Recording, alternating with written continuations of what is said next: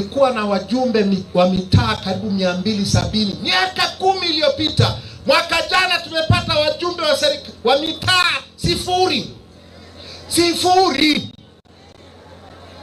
hapa Mbeya mjini. Hapa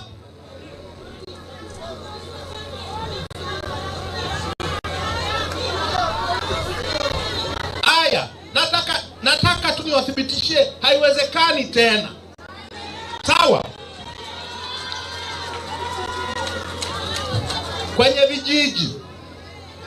Kwenye vijiji, si kuna mitaa na vijiji?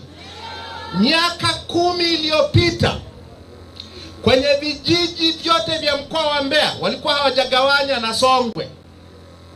Na siku hizi kuna Mbeya, kuna Songwe. Wakati ule ilikuwa ni mkoa mmoja wa Mbeya. Ulikuwa na vijiji 704.